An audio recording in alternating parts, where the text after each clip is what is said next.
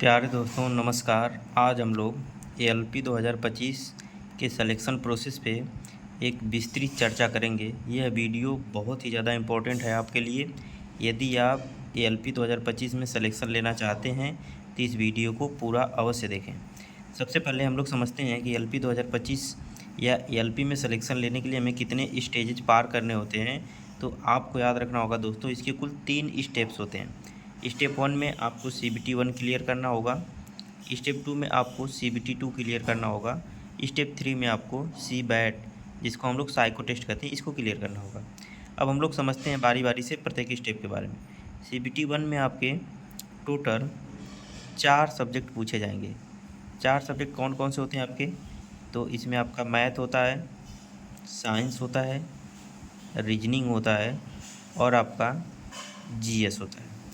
Math के आपके कुल टोटल, मैथ में आपको 20 क्वेश्चन दिए जाते हैं। साइंस के टोटल आपके 20 क्वेश्चंस होते हैं। रीजनिंग के आपके 25 क्वेश्चंस होते हैं और GK GS या करंट अफेयर्स के टोटल 10 क्वेश्चंस होते हैं। टोटल क्वेश्चंस आपके होते हैं 75 क्वेश्चन होते हैं टोटल। और इन्हें सॉल्व करने के लिए आपको टाइम दिया जाता है 60 मिनट, यानी कि 60 मिनट 1 घंटे का। अगर आप इस स्टेप को क्वालिफाई कर जाते हैं तब आपको आते हैं CBT 2 में। CBT 2 में आपको कुल 2 पार्ट में पेपर होता है।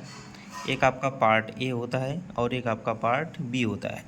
जो पार्ट B होता है वो आप अपने ITI या पॉलिटेक्निक या BTech जो भी किए हैं, आप जिस ट्रेड से किए रहते हैं, आप वो ट्रेड सेलेक्ट करते हैं, उससे रिलेटेड टोटल 75 क्वेश्चन पूछे जाते हैं और सब टेक्निकल क्वेश्चन होते हैं।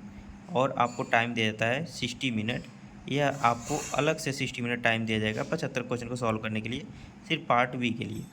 आपको पार्ट A जो होगा, इससे आपकी मेरिट लिस्ट बनती है और इस पार्ट A में आपके पास मैथ, साइंस जिसको आप लोग, और एक आपका रीजनिंग होता है। इसमें मैथ के टोटल आपसे 25 क्वेश्चन पूछे जाएंगे, साइंस के आपसे 50 क्वेश्चन पूछे जाएंगे और रीजनिंग के आपसे 25 क्वेश्चन पूछे जाएंगे।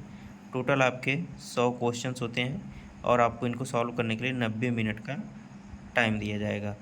यहाँ से आपकी मेरिट बनती है, इसलिए इस पार्ट पे आपको ज़्यादा ध्यान देना है।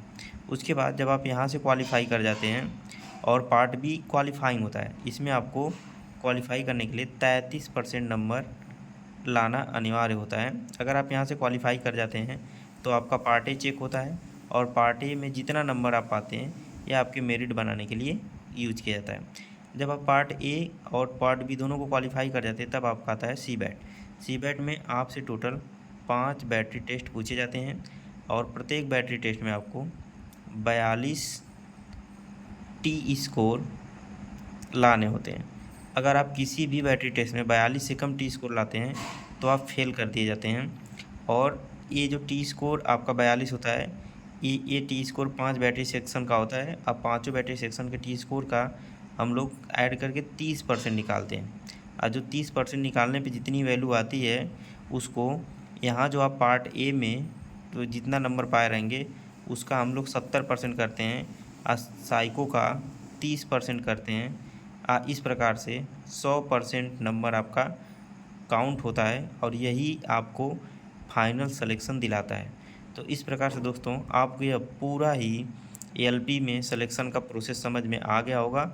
तो उम्मीद करते हैं यह वीडियो आपको अच्छी लगी होगी। आप इसे शेयर करिए, हमारे चैनल को सब्सक्राइब कर लीजिए और बेल आइकन प्रेस करना ना भूलिए। धन्यवाद दोस्तों, आपका दिन शुभ हो।